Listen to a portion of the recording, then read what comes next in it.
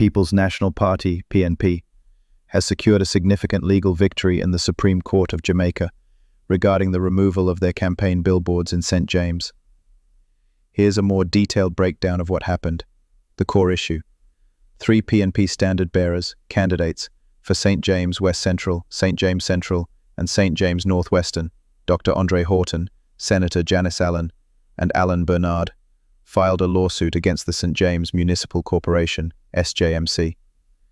They alleged that the SJMC, led by Jamaica Labour Party, JLP, Mayor of Montego Bay, Richard Vernon, unlawfully ordered and executed the removal of their campaign billboards and other political advertising materials.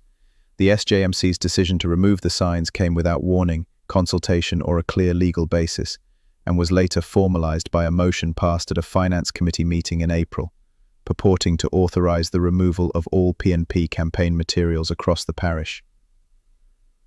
Mayor Vernon had claimed the removals were due to political signs taking up heavily used advertising space and disrupting local businesses, and had announced that all political advertising was to be put on hold until the official calling of the election. While JLP members reportedly followed this guideline, PNP members continued to erect their signs. The PNP's legal argument. The PNP candidates argued that the SJMC's actions violated their constitutional rights, were procedurally flawed, and amounted to political suppression. They sought judicial review of the SJMC's decision, a reversal of that decision, a writ of certiorari, to quash the decision, an order of mandamus, compelling the return and reinstatement of their signage, and damages for abuse of authority. They asserted that with the election season already upon the country, they had the right to display their signage. The Supreme Court's ruling. The Supreme Court, specifically Senior Queen Judge Lorna Shelley Williams, sided with the PNP candidates. The ruling declared the removal of the PNP's campaign billboards unlawful. The court granted leave for judicial review. This allows the court to review the legality of the SJMC's actions. An injunction. This immediately halts any further actions by the SJMC to remove existing PNP signage or prevent the posting of new ones. Senator Donna Scott Motley, opposition spokesperson on justice, hailed the ruling as upholding the principles of fairness, freedom of expression, and the rule of law, emphasizing that no public authority has the right to suppress legitimate political participation, and no Jamaican should fear political victimization. Significance of the victory. This is seen as a significant win for the PNP, which has frequently challenged what it perceives as political overreach and misuse of state authority by the ruling party. It reinforces the importance of due process and constitutional rights, particularly freedom of expression, in the context of political campaigning in JAM. The Jamaican government is making a substantial investment in the Jamaica Constabulary Force, JCF, this year, allocating over $500 million, Jamaican dollars, towards modern technology to significantly boost their crime-fighting capabilities. This investment is part of a broader, sustained effort by the government to modernize and transform the national security apparatus. Here's a more detailed breakdown of this significant investment. Focus on enhanced capabilities. The core objective of this investment is to equip JCF officers with better tools, improve their connectivity, and increase their overall efficiency in combating crime. This is aimed at reducing tensions between the community and the police by facilitating the collection of high-quality, scientific evidence, which can lead to more effective prosecutions and less reliance on potentially contentious methods. Key technological upgrades. Communication infrastructure. A substantial portion of the investment, amounting to over $650 million, has gone into acquiring high-tech equipment to improve communication.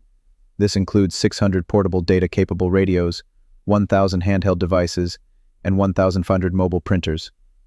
These tools are crucial for real-time data exchange. Officers can transmit mission-critical data instantly. GPS location data and alerts. Enhances situational awareness and response times. Improved coordination. Allows officers across different divisions and teams to communicate seamlessly, which is vital for efficient operations. Electronic ticketing system.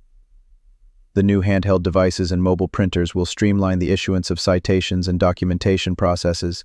This will enhance transparency, efficiency, and accountability in traffic enforcement and help reduce the backlog and inefficiencies associated with manual systems, thereby transforming the administration of justice. Jamaica Eye expansion. The government continues to expand the Jamaica Eye CCTV network. The opening of new monitoring centers, such as the Denham Town Jamaica Eye Monitoring Center, will feed into the central C5 center. This central hub will manage surveillance, dispatch, and national security data, providing a comprehensive overview for crime prevention and response. Forensic capacity enhancement. A new forensic pathology autopsy suite is slated to open shortly. This will significantly increase the JCF's forensic capabilities, aiming to reduce the backlog of criminal cases and bolster the work of the Institute for Forensic Science and Legal Medicine. Broader modernization strategy. This $500 million investment is not an isolated effort, but part of a long-term government strategy that has seen billions invested in the JCF since 2016. Previous and ongoing investments include ICT devices and radio/data communications. Nearly $1.5 billion has been invested in ICT devices and close to $2 billion in upgrading and expanding the JCF's radio and data communications infrastructure since 2020. Infrastructure development. The Bank of Jamaica, BOJ, is undertaking a significant currency modernization initiative, which includes the phasing out of all older cotton-based banknotes. The central bank has set a deadline of July 1, 2025, after which these cotton banknotes will no longer be considered legal tender for everyday transactions. Here's a detailed breakdown of this important change. Why the change? Durability. The primary reason for the transition is to introduce more durable currency.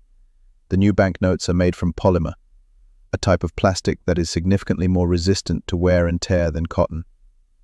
This means the polymer notes are expected to last at least 50% longer, leading to cost savings for the BOJ, as they won't need to reprint currency as frequently. Enhanced security. Polymer allows for the incorporation of more advanced security features, making the new banknotes much more difficult to counterfeit. This helps to protect the integrity of the Jamaican currency. Improved accessibility. The new polymer notes feature enhanced tactile, raised features to assist visually impaired individuals in identifying different denominations by touch. The designs also aim for clearer distinctions between denominations, which was a common complaint with some older cotton notes, e.g. the $500 and $5,000 notes. Modernization.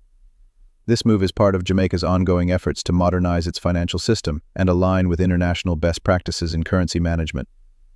Which denominations are affected? All denominations of the older cotton banknotes are being phased out. These include $50, $100, $500, $1,000, $5,000. My people, that is all the news for today, and give the video a like so YouTube can see that you all like the channel. Like, comment, share, and subscribe.